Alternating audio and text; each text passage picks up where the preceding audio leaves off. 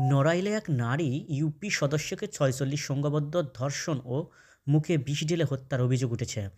নিহতের ছেলের দাবি, ধর্ষণের ভিডিও ধারণ করে ২ লাখ টাকা চাঁদা দাবি করা হয়েছিল। একই সঙ্গে দিয়েছিল হুমকি-ধমকিও। শুক্রবার ২৭ ডিসেম্বর সকালে যশোর জেনারেল হাসপাতালে চিকিৎসাধীন অবস্থায় মারা গেলেন তিনি। ওই মেম্বার সংঘবদ্ধ ধর্ষণের শিকার হয়েছে কিনা সে বিষয়ে পুলিশ তদন্ত করছে বলে জানান নড়াইল সদর থানার ওসি সাজেদুল ইসলাম। তিনি বলেন, আজ দুপুরে ঘটনা শুনে এখন সন্ধ্যা ৬:৩০ ফোর্স নিয়ে ঘটনাস্থলে অবস্থান করছি। বিষয়টি এখনও ক্লিয়ার নয়।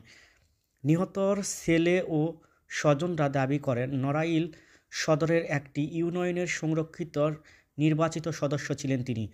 গত বুধবার বিকেলে টিসিবির মামলায় দিয়ে বাড়ি ফেরার পথে রাজিবুল নামে একজন তাকে ফোন দিয়ে পাওনা টাকা নিতে ডাকে।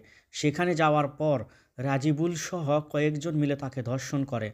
পরে তারা ২ লাখ টাকা দাবি করে।